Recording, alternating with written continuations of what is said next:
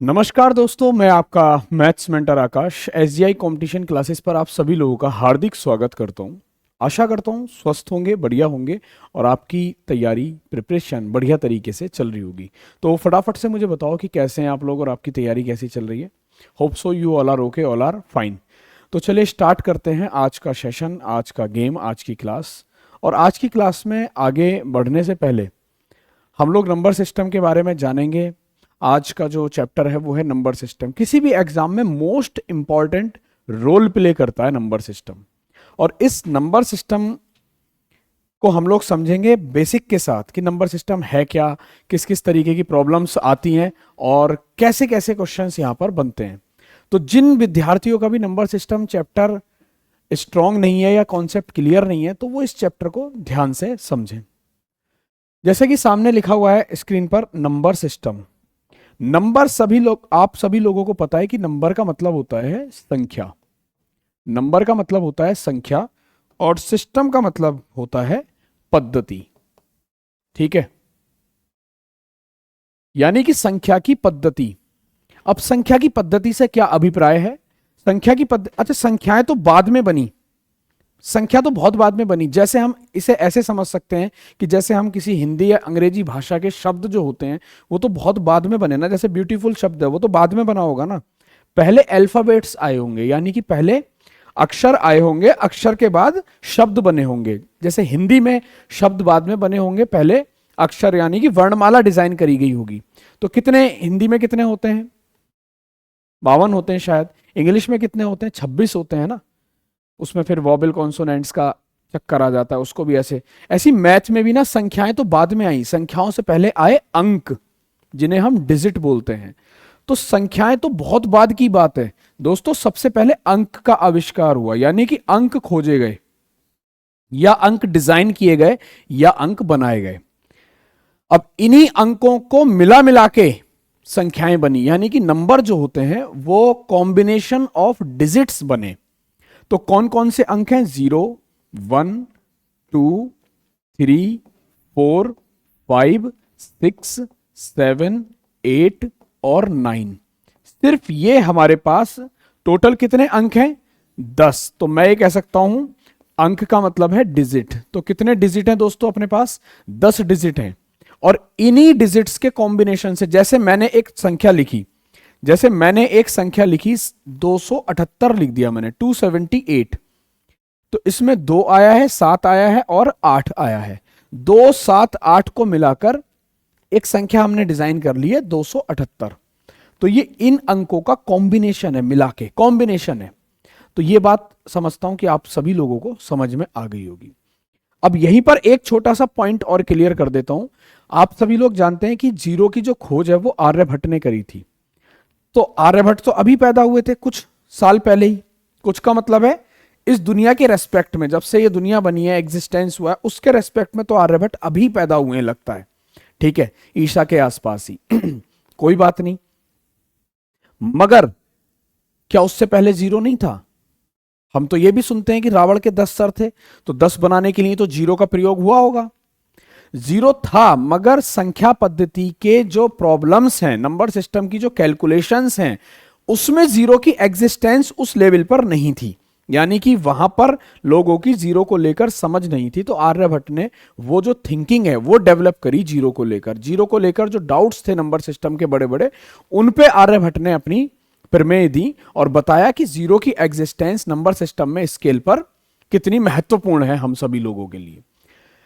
खैर, तो आज इसी चैप्टर को हम लोग समझेंगे कि नंबर सिस्टम क्या है, संख्या पद्धति में संख्याओं को किस तरीके से विभाजित किया गया, यानी कि नंबर सिस्टम में क्लासिफिकेशन ऑफ नंबर्स को भी हम लोग डिस्कस करेंगे। तो चलते हैं। तो सबसे पहले तो हम लोग यहीं पर देखते हैं कि टाइप्स ऑफ नंबर्स क्या होता है, यानी कि संख्याएं कितने प्रकार की हैं। तो natural number, the numbers 1, 2, 3, 4, 5 up to infinity, यानी कि 1 से लेकर शुरू होने वाली संख्याएं 1 2 3 4 5 और कहां तक, अनंत तक अगर जा रही हैं तो उन संख्याओं को हम प्राकृतिक संख्याएं कहते हैं। कैसी संख्याएं कहते हैं उन्हें? प्राकृतिक संख्याएं कहते हैं। मैं हिंदी और इंग्लिश दोनों में कंटेंट इसलिए लेकर आया हूं कि अपने सभी बहन भाइयों को पता चल सके। और यहां पर एक वर्ड यूज हुआ है नेचुरल नंबर्स और पॉजिटिव इंटीजर। इंटीजर का मतलब होता है पूर्णांक। पूर्णांक का मतलब है, जैसे प्रकृति ने हमें यह नहीं बताया कि 3.5 होता है कोई नंबर, हमारी खुद की इजाद है कि 3.5 होता है, 3.5 होता है, 3 का आधा होता है ना, ये हमारी खुद की इजाद है।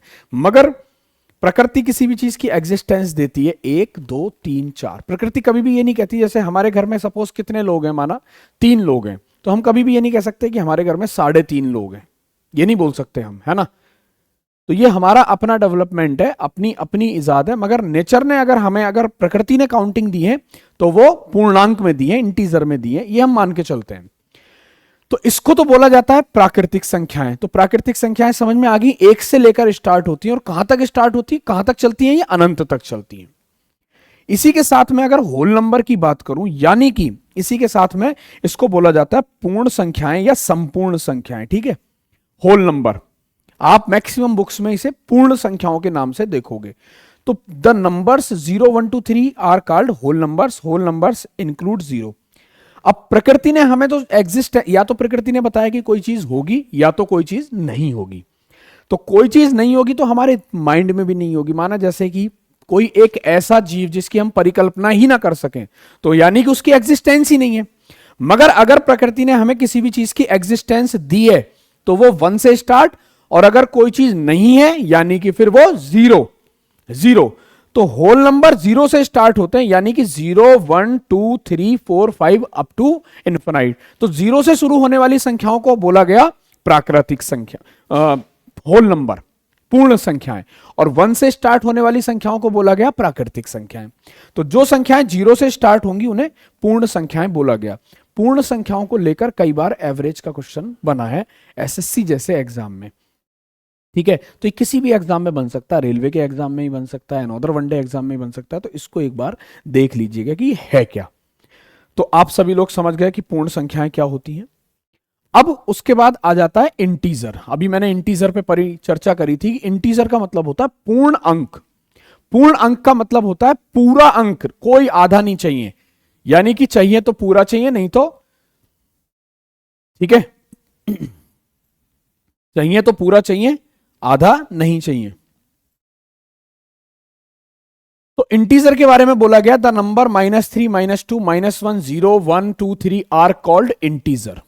यानी कि ऐसी कोई भी संख्याएं जो पूरी हों, जैसे पॉइंट में नहीं होनी चाहिए, जैसे 3.5 लिख दिया।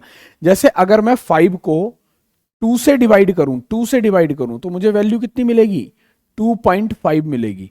अब 2.5 का इंटीजर वैल्यू अगर मुझे लेनी पड़ेगी तो 3 लेनी पड़ेगी। कितनी लेनी पड़ेगी, 3 लेनी पड़ेगी, या इसकी इंटीजर वैल्यू 2 लेनी पड़ेगी, या 2 लेनी पड़ेगी।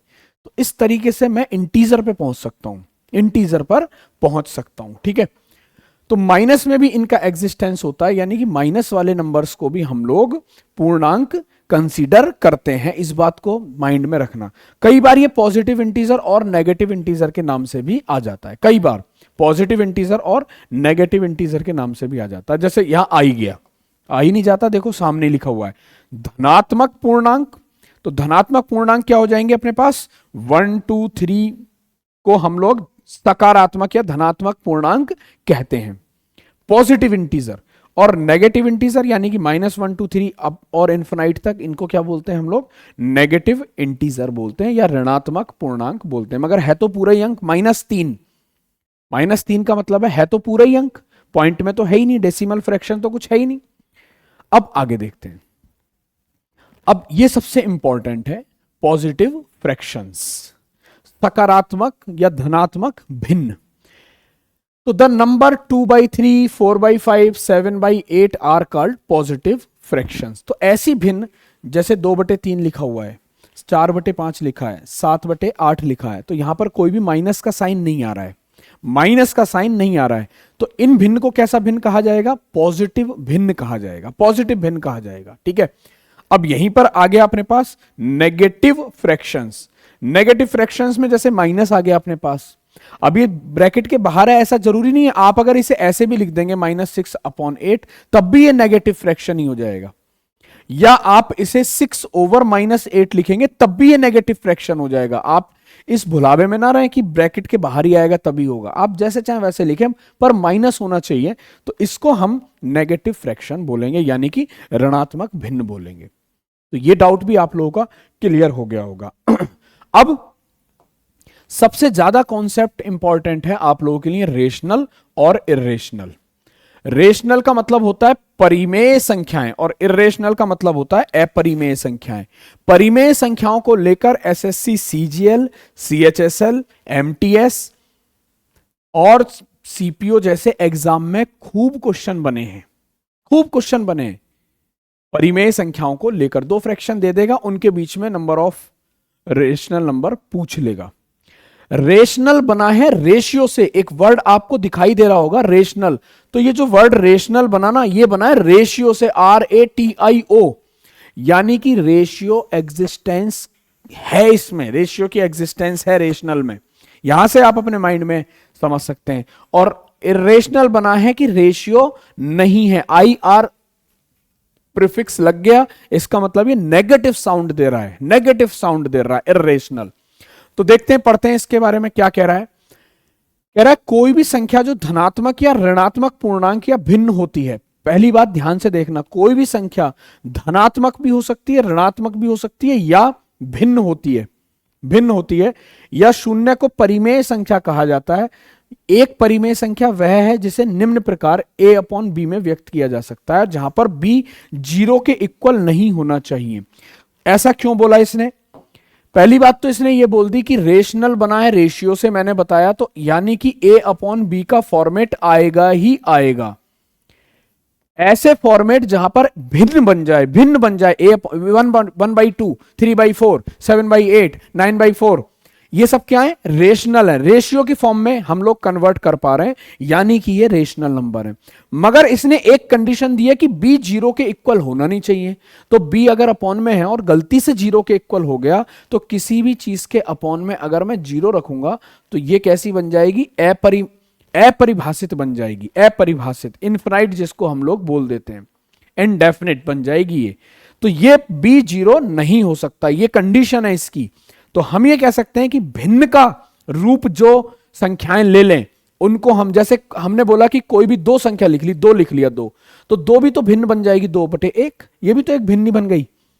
तो ऐसी संख्याएं जिनको हम P/Q या A/B के रूप में लिख सकते हैं, वेयर B और Q not equals to 0, called rational numbers, called rational numbers.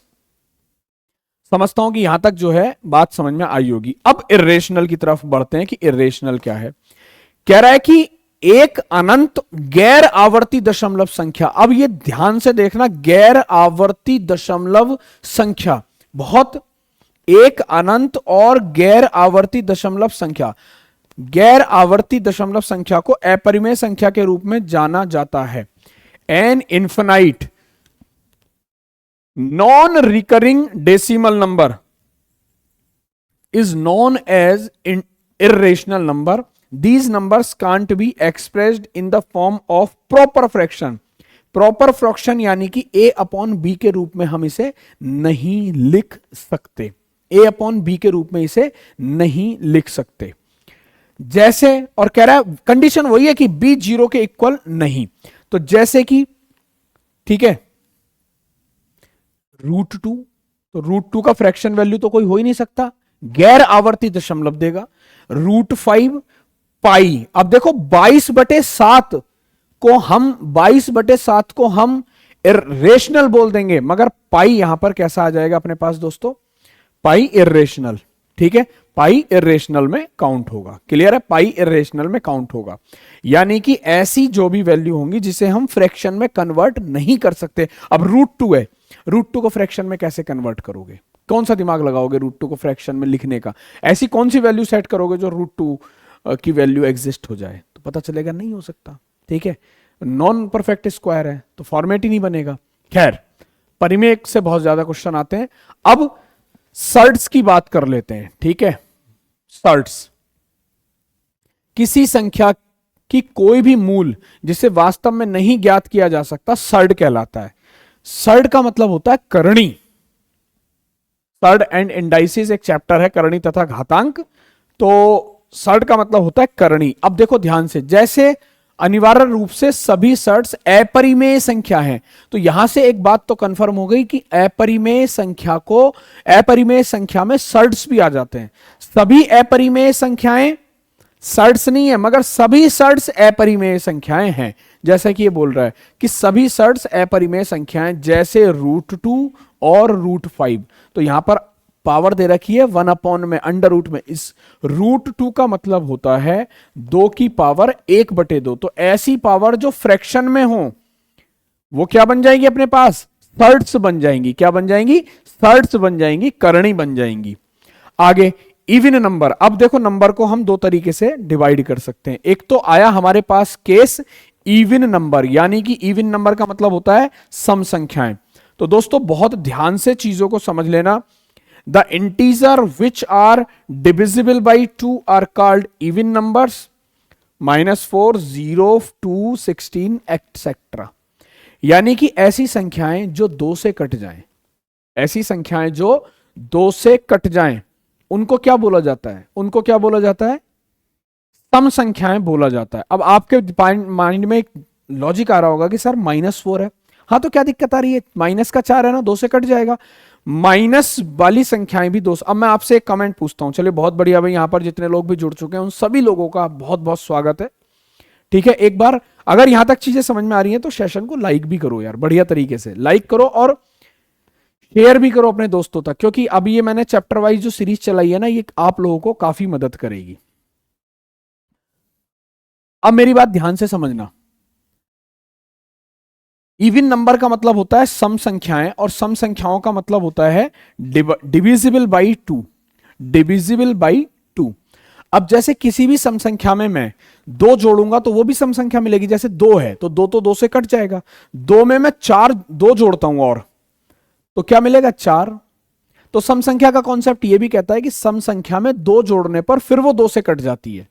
आप कहोगे ठीक है, मैंने कहा 2 घटाने पे भी तो 2 से कटनी चाहिए। 2 घटाने पर भी 2 से कटनी चाहिए। बोलो हां या ना, बात समझ में आ रही है? 2 घटाने पर भी वो 2 से कटनी चाहिए सम संख्या। तो 2 में से 2 घटाऊंगा तो 0, 0 2 से डिविजिबल है, जाएगा ही नहीं, है ना। अब ये मत कहना कि डिविजिबल कैसे है, तो हम 0 को भी इवन नंबर की श्रेणी में रख लेते हैं। ठीक। ऑड नंबर यानी कि विषम संख्याएं। विषम संख्याएं ऐसी संख्याएं होती हैं दोस्तों जो 2 से नहीं कटती हैं, जो 2 से नहीं कटती हैं। द इंटीजर्स, तो पहली बात तो इंटीजर की बात करी है इसने, यानी कि पूर्णांक होना चाहिए। The integers which are not divisible by 2 are odd number. जैसे -7, -15, -9, 9, 7, 15, 13, 17, 21 एंड 19 एटसेट्रा। जितनी भी विषम संख्या है आप सभी को पता है, जिनके जोड़े नहीं बन सकते, जिनके पेयर नहीं बन सकते। तो यहां पर आप लोगों का एक पॉइंट और क्लियर हो गया होगा कि 0 इज इवन, 0 इज ऑड। तो क्या है 0? कमेंट सेक्शन में मुझे बताइएगा कि 0 किस कैटेगरी में है।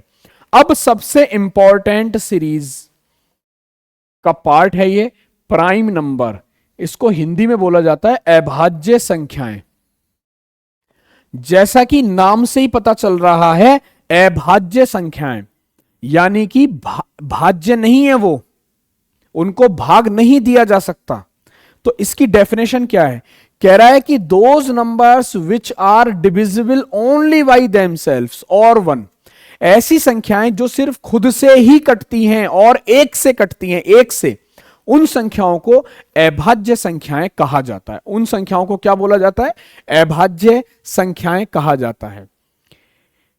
एक संख्या जिसके केवल 2 फैक्टर होते हैं, 2 गुणनखंड होते हैं, एक और वो स्वयं संख्या अभाज्य संख्या कहलाती है। जैसे 2, 3, 5, 7, 11, 13, 17, 19, 23, 29, इस तरीके से हम बढ़ते चले जाते हैं। 31, 37, ठीक है, 41।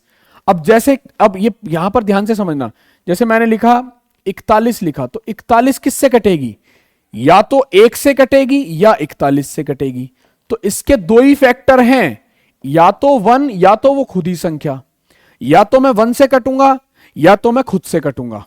क्लियर है? तो ऐसी संख्याएं जिनका कोई गुणनखंड नहीं होता सिवाय उस संख्या के और एक के, जिसको किसी और संख्या से भाग ना दिया जा सके, किसी और संख्या से भाग ना दिया जा सके सिवाय उसके, कॉल्ड प्राइम नंबर, कॉल्ड अभाज्य संख्याएं, अभाज्य संख्याएं कहलाती हैं। समझ में आ गया? चलो समझ में आ गया तो अच्छी बात है। अब देखो ये जो नोट करके लिखी गई है बात, ये अति महत्वपूर्ण बात है। नोट करके जो लिखी गई है ये अति महत्वपूर्ण बात है, इसको ध्यान से देखो। 2 is the only even prime number. दो एक अकेली ऐसी संख्या है जो प्राइम तो है, और एक वर्ड इसके साथ आ रहा है ओनली,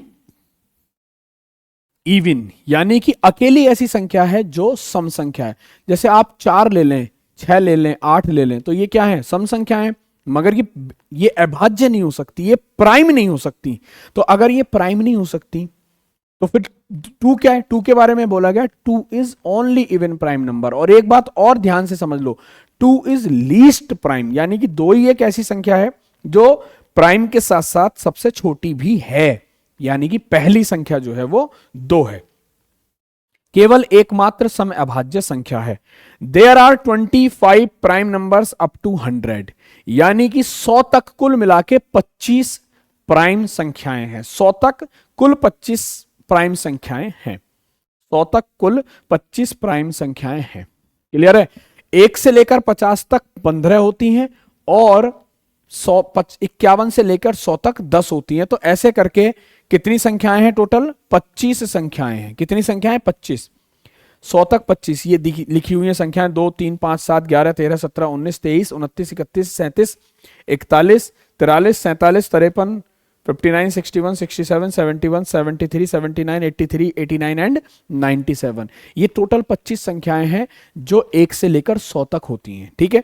तो कई बार क्वेश्चन पूछ लिया गया है यहां से एवरेज का भी, और एक बार तो डायरेक्ट ये क्वेश्चन आया था कि 1 से लेकर 100 तक कुल कितनी अभाज्य संख्याएं हैं। तो ध्यान रखना 1 से लेकर 100 तक कुल 25 अभाज्य संख्याएं हैं। कुल 25 अभाज्य संख्याएं हैं।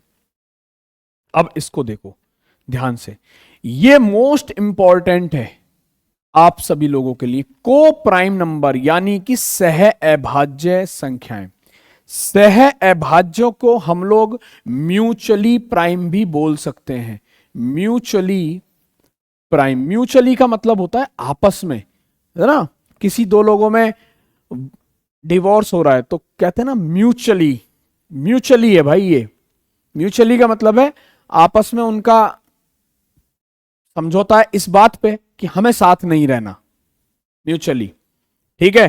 कोई इंसान कहीं से नौकरी छोड़ता है और वो बॉन्ड, वहां का टाइम पीरियड बॉन्ड पूरा नहीं करता और ऐसे ही छोड़ के चला जाता है, बात करके चला जाता है, तो हम कहते हैं कि म्यूचुअली हमने टर्मिनेट कर दिया या म्यूचुअली हमने नौकरी छोड़ दी है। तो म्यूचुअली का मतलब है आपस में सुलह करके, बातचीत करके। तो को प्राइम का मतलब होता है म्यूचुअली, म्यूचुअली प्राइम, या एक वर्ड और आता है इसके लिए, रिलेटिवली प्राइम। Relatively prime. मेरी नजर में तीनों एक ही चीजें हैं, है ना? मेरी नजर में तीनों एक ही चीजें हैं, माइनर से डिफरेंस है, मगर कोर कॉन्सेप्ट एक ही है। कोर कॉन्सेप्ट एक ही है। ठीक है? रिलेटिवली प्राइम, म्यूचुअली प्राइम और को प्राइम, यानी कि सह अभाज्य संख्याएं। सह अभाज्य का मतलब है कि आपस में अभाज्य हैं। जरूरी नहीं है कि दोनों संख्याएं अभाज्य ही हों, मगर आपस में अभाज्य हैं। क्लियर? आपस में नहीं कट रही वो। जैसे दो संख्याएं एक दूसरे के लिए, ध्यान से देखना जरा, कह रहा है दो संख्याएं एक दूसरे के लिए अभाज्य मानी जाती हैं यदि उनका HCF 1 है। जब संख्याएं आपस में कट ही नहीं रही हैं तो HCF 1 होगा। जैसे 5 और 24 एक दूसरे के लिए अभाज्य हैं, तो 5 तो अभाज्य संख्या है, 24 तो अभाज्य संख्या नहीं है, मगर 5 और 24 आपस में अभाज्य हैं, क्योंकि ना तो 24 से 5 कटता, ना 5 से 24 कट रहा, और इनका HCF 1 आएगा। अगर 5 के फैक्टर करोगे तो मिलेगा 5 गुणा 1, और 24 के फैक्टर करोगे तो मिलेगा 2 गुणा 2 गुणा 3, या 2 गुणा 2 गुणा 2, 8 होता है ना, और गुणा 3 गुणा 1, एक तो रहता ही है सब में, चाहे लिखो या मत लिखो। तो इसमें कॉमन क्या है? कॉमन है ये हाईएस्ट कॉमन फैक्टर 1, 1 ही कॉमन दिखाई दे रहा है। तो ऐसी दो संख्याएं जिनका HCF 1 हो जाए उन्हें हम म्यूचुअली प्राइम, रिलेटिवली प्राइम या कोप्राइम कहते हैं, या कोप्राइम कहते हैं। तो मैं समझ सकता हूं कि आप सभी लोगों को समझ, जैसे 3 और 4 भी ले लेता हूं मैं। 3,4 आपस में कैसी संख्याएं हैं? तो आप कहोगे कोप्राइम है। ना तो 3 4 से कटता, ना 4 3 से कटता। आप ये ले सकते हैं, ये लो, इधर एक जगह मैंने 16 ले लिया और एक जगह मैंने क्या ले लिया, एक जगह मैंने 16 नहीं लेता मैं, चलो एक काम करता हूं, एक जगह मैंने यहां पर ये ले लिया 25 ले लिया। देखो दोनों ऐसी संख्याएं, ये भी प्राइम नहीं है, ये भी प्राइम नहीं है, ये भी किसी से कट जाती है, ये भी किसी से, मगर आपस में नहीं कट रही है, तो इसको बोला जाएगा कोप्राइम या रिलेटिवली प्राइम या म्यूचुअली प्राइम। क्लियर है? यहां तक पॉइंट क्लियर है? तो यहां तक समझ में आ रहा तो बहुत अच्छी बात है। अब प्राइम के अलावा जितनी भी संख्याएं बचती हैं उन्हें क्या बोला जाता है? भाई हमने प्राइम नंबर देख लिए, अब कैसी संख्याएं बची? अब बची हमारे पास कॉम्पोजिट नंबर। कॉम्पोजिट नंबर का मतलब होता है, कंपोजिट नंबर का मतलब होता है यौगिक संख्याएं जो किसी ना किसी से मिलके बनती हैं या जिनको फैक्टर में कन्वर्ट किया जा सकता है। जैसे 2 तो प्राइम है, 3 भी नहीं, 4 तो 4 2 से डिवाइड हो जाएगी। 4 कैसे बनती है? 2 गुणा 2 से 4 बनती है। 5 किसी से नहीं बनती। 6 किससे बनती है? 2 गुणा 3 से 6 बनती है। तो ऐसी संख्याएं जिनको फैक्टर में कन्वर्ट किया जा सकता है उनको कंपोजिट नंबर बोलते हैं। क्या बोलते हैं मेरे बच्चों? उनको कंपोजिट नंबर बोलते हैं। तो यहां पर लिखा हुआ है कि a number which has factors other than itself and 1, यानी कि ऐसी संख्याएं जिनके खुद के और एक के अलावा भी फैक्टर होते हैं। जैसे 6 ले लिया तो 6 किससे कटेगी? 1 से और 6 से, मगर उसके अलावा 2 से भी कट जाएगी और 3 से भी कट जाएगी। तो खुद के और 1 के अलावा अगर वो संख्या किसी से कट रही है तो मैं कहूंगा कि वो संख्या कंपोजिट नंबर है, यानी कि वो संख्या संयुक्त संख्या या यौगिक संख्या कहलाएगी। एक संख्या जिसमें स्वयं और एक के अलावा अन्य कारक होते हैं, अन्य फैक्टर होते हैं, तो 4 6 8 कोई सी भी संख्या है। ठीक है, इसमें नोट करके 1 is neither a composite nor a prime. तो अब एक आपने कहा होगा कि भाई सर जो प्राइम संख्याएं हैं वो 1 से शुरू हो रही हैं, तो 2 से शुरू हो रही है, प्राइम नंबर 2 से शुरू हो रहे हैं, वेरी सॉरी, मगर 1 क्या है फिर? तो 1 को हमने उस सीरीज में रखा है, ना तो कंपोजिट की सीरीज में रखा है और ना ही उसे प्राइम की सीरीज में रखा है। ठीक है, प्राइम की सीरीज में रखा है। यह सबसे इंपॉर्टेंट टर्म है, इसको ध्यान से देखिएगा, कॉन्जिक्यूटिव नंबर्स। यह सबसे इंपॉर्टेंट है। इसे हिंदी में बोला जाता है क्रमागत या लगातार संख्याएं, क्रमागत संख्याएं। क्रमागत संख्याएं, अब क्रमागत कैसी होती हैं? जैसे 1 2 3 4 5 6 7 8 9 10 11 12 अप टू इन्फिनाइट, जहां तक भी आप ले जाना चाहते हो, ये क्रमागत हैं, क्रम से हैं ये। अब 2 4 6 8 10 12 14 16 18 20 22 ये क्या है? क्रमागत तो हैं, मगर क्रमागत में भी कैसी है? सम है। फिर क्रमागत विषम 1 3 5 7 9 11 13 इस टाइप से जो चलेंगी वो क्या होंगी? क्रमागत हो जाएंगी, मगर कैसी? विषम। तो कह रहा है लगातार क्रम में बढ़ते संख्या और एक से भिन्न होने वाली संख्याओं को एक से डिस्टिंक्ट का मतलब है, जैसे मैंने 3 लिखा तो 3 के बाद 4 आना चाहिए, फिर 5 आना चाहिए, फिर 6 आना चाहिए, फिर 7 आना चाहिए, फिर 8 आना चाहिए। इस तरीके से अगर कोई संख्याएं बढ़ती चली जा रही हैं तो मेरे भाई उसे हम क्रमागत संख्याएं या कॉन्जिक्यूटिव संख्याओं में डाल देंगे। क्लियर है? उसे हम कॉन्जिक्यूटिव संख्याओं में डाल देंगे। बात समझ में आ गई? अभी कॉन्जिक्यूटिव में क्रमागत सम भी आ सकती है, क्रमागत विषम भी आ सकती हैं, जो अरिथमेटिक प्रोग्रेशन का हिस्सा बन जाएंगी, एपी का हिस्सा बन जाएंगी। ठीक है, जैसे 10 20 30 40 50 क्या है? क्रम से ऑर्डर फॉलो हो रहा है। 10 के बाद 20 आया तो 20 के बाद 30 आएगा, तो ये अरिथमेटिक प्रोग्रेशन यानी कि समांतर श्रेणी बन जाएगी, जहां पर डिफरेंस सेम होता है। मगर जब क्रमागत संख्याओं की बात आएगी तो यानी कि अंतर 1 1 का होना चाहिए, 1 1 का होना चाहिए। क्लियर है? 1 1 का होना चाहिए। रियल नंबर यानी कि वास्तविक संख्याएं, रियल नंबर का मतलब होता है वास्तविक संख्याएं। इसको एक बार ध्यान से पढ़ो, इंपॉर्टेंट है। कह रहा है प्राकृतिक संख्याएं, प्राकृतिक संख्याएं कौन सी है? 1 2 3 4 5 6 7 8 9 10 11। पूर्णांक, पूर्णांक का मतलब पूर्णांक कौन सा? 0 भी है, 1 2 3 4 5 एंड माइनस वाली भी संख्याएं वो भी पूर्णांक है। पूर्ण संख्याएं यानी कि होल नंबर, परिमेय संख्याएं और अपरिमेय संख्याएं वास्तविक संख्याओं के समुच्चय का निर्माण करती हैं, यानी कि all are real numbers. All are जो एग्जिस्ट कर रहा है वो क्या है? रियल नंबर है। ठीक है, रियल नंबर है। हर वास्तविक संख्या को एक संख्या रेखा पर एक बिंदु द्वारा दर्शाया जा सकता है, दर्शाया जा सकता है। क्लियर? बात समझ में आई? तो सभी संख्याओं को हम वास्तविक की श्रेणी में डाल सकते हैं, वास्तविक की श्रेणी में डाल सकते हैं। अब परफेक्ट नंबर, परफेक्ट नंबर, ठीक है, देखो अगर नंबर को छोड़कर नंबर के सभी फैक्टरों का योग खुद नंबर के बराबर हो जाए तो नंबर को परफेक्ट नंबर कहा जाता है।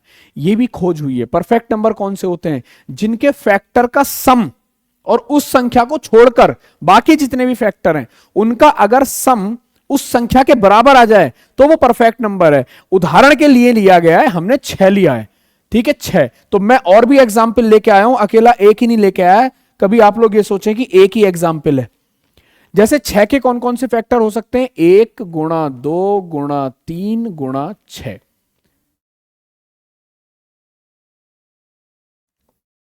1 गुणा 2 गुणा 3 ये फैक्टर हो सकते हैं, ठीक है, इस संख्या के फैक्टर को छोड़ के।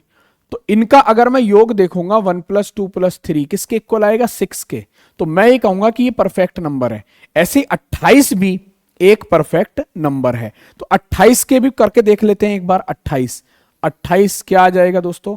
1 गुणा 2 गुणा 2 गुणा 7, 7, अरे बोलो, और गुणा, और कौन कौन से फैक्टर हैं इसके? 14 फैक्टर हो जाएगा अपने पास। अरे हां या ना? देखो जरा फटाफट से। 1 से कटेगी, 2 से कटेगी, और 4 से भी कटेगी, 7 से भी कटेगी, और 14 से भी कटेगी। ऐसे करके करो। 28 को मत ले लेना, बस 28 को नहीं लेना, उस संख्या को नहीं लेना। तो क्या करूंगा मैं? 1 + 2 + 4 + 7 + 14 करूंगा। तो 14 और 7 21 और 4 1 25 25 26 27 और 1 28। योग कितना आ गया? 28। तो मैं ये कह सकता हूं कि 28 भी एक परफेक्ट नंबर है। तो हालांकि यहां से क्वेश्चन बनते नहीं है, मगर कई कुछ नहीं पता एग्जामिनर का कहां से पूछ ले, तो पता तो होना ही चाहिए कि परफेक्ट नंबर क्या होते हैं। पता तो होना ही चाहिए कि परफेक्ट नंबर क्या होते हैं, ठीक है। अब कॉम्प्लेक्स नंबर, कॉम्प्लेक्स नंबर, मिश्र संख्याएं, ठीक है। कॉम्प्लेक्स नंबर, मिश्र संख्या, कॉम्प्लेक्स नंबर वास्तविक में एक काल्पनिक घटक होता है। जैसे माइनस, ये एग्जिस्ट ही नहीं करता, ये एग्जिस्ट ही नहीं करता, ठीक है। ये माइनस,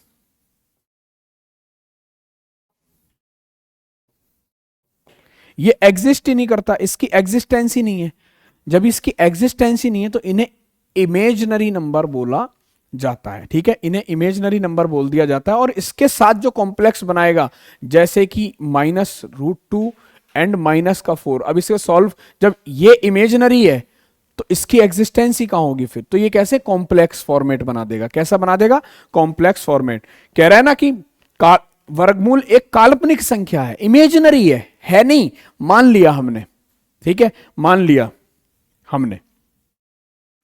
तो यहां से हम लोग नंबर सिस्टम का अब कॉन्सेप्ट यूज करेंगे। आज के लिए हम लोग इतना ही रखेंगे दोस्तों। अगर ये क्लास आप लोगों को समझ में आई है नंबर सिस्टम का बेसिक, तो क्लास को लाइक करना। इसका कल ही आप लोगों के लिए पार्ट 2 यहीं से शुरू करेंगे और जानेंगे आगे कि किस तरीके के क्वेश्चंस बनते हैं यहां से डिफरेंट डिफरेंट एग्जाम्स में, और किस किस तरीके की चीजें आप लोगों के लिए आगे आती हैं, है ना। तो आशा करता हूं कि नंबर सिस्टम का जो बेसिक है वो आप लोगों तक पहुंचा होगा, समझ में आया होगा। नेक्स्ट क्लास के लिए इस चैनल को फॉलो कर लीजिएगा, यही सेम टाइमिंग पर मेरी क्लास आप लोगों को मिलेगी। तो चैनल को सब्सक्राइब जरूर करें। और जितने भी लोग आज के सेशन में जुड़े हैं उन सभी लोगों का धन्यवाद करता हूं। आशा करता हूं सब चीजें अच्छी रहेंगी। आने वाले समय में मेहनत करिए, सिलेक्शन लीजिए। ठीक है, bye bye, take care, love you guys. अपना ध्यान रखिए, अपने परिवार का ध्यान रखिए।